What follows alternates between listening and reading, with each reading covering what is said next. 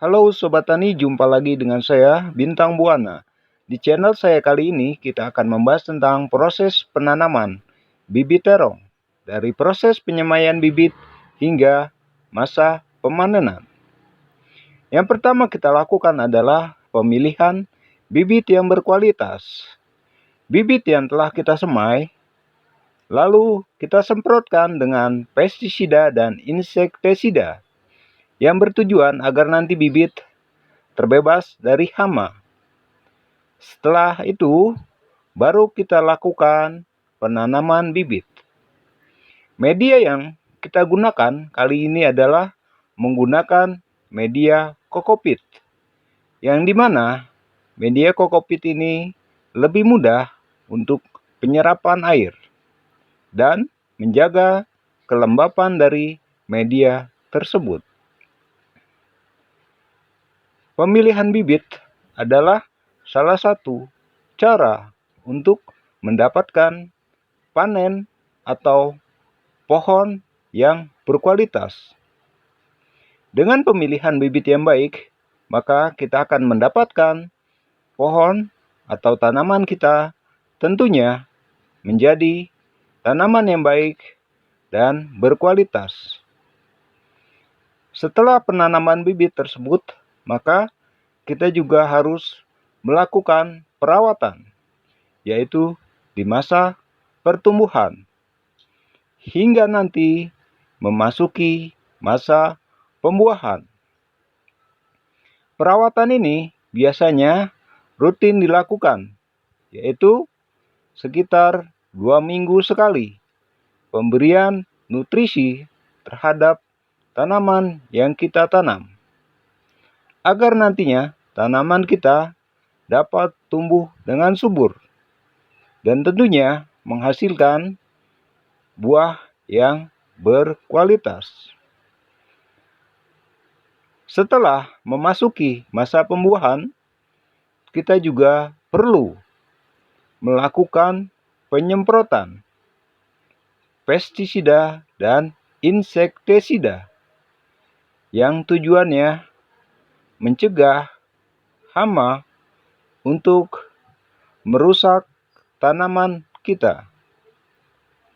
Pemberian insektisida dan pestisida biasanya dilakukan di masa pertumbuhan dan di masa pembuahan. Pemberian insektisida dan pestisida ini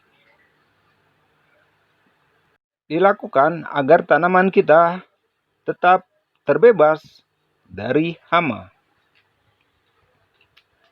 Dan jangan lupa, dalam pemberian insektisida dan pestisida harus sesuai dengan ukuran. Tidak boleh berlebih, karena bila berlebih itu akan merusak tanaman kita. Setelah memasuki masa pembuahan, jangan lupa kita lakukan pruning, yaitu membuang tunas air, yang tujuannya adalah agar nanti pembuahan dapat tumbuh dengan maksimal. Pruning ini dilakukan setelah pohon kita memasuki masa pembuahan. Selain pruning, kita juga harus melakukan perawatan, yaitu membersihkan gulma atau rumput-rumput yang tumbuh di sekitar tanaman kita, agar nantinya tanaman kita dapat menyerap nutrisi yang kita berikan dengan baik.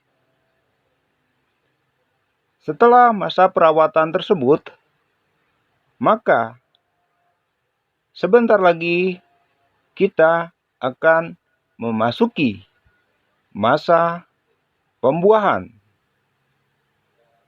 yaitu masa yang sangat dinantikan oleh setiap para petani. Berawal dari pohon yang kita rawat tersebut, maka akan mengeluarkan bunga. Dan bunga-bunga tersebut nantinya akan menjadi bakal buah. Perawatan ini harus rutin kita lakukan agar nantinya tanaman kita tetap sehat dan subur. Pruning dan pembersihan gulma kita lakukan rutin, yaitu sekitar 2 minggu sekali setelah masa panen, agar nantinya tanaman kita tetap subur, tidak terganggu oleh gulma yang tumbuh di sekitar tanaman kita. Dan inilah masa yang sangat ditunggu oleh para petani, yaitu memasuki masa pembuahan. Dari tanaman yang kita tanam ini nantinya akan menghasilkan buah yang berkualitas. Dan di sini terlihat jelas bahwa buahnya sangat banyak. Dan masa panen adalah masa yang ditunggu oleh setiap para petani. Dan hasil panen ini akan dipasarkan ke pasar tradisional maupun ke pasar-pasar modern.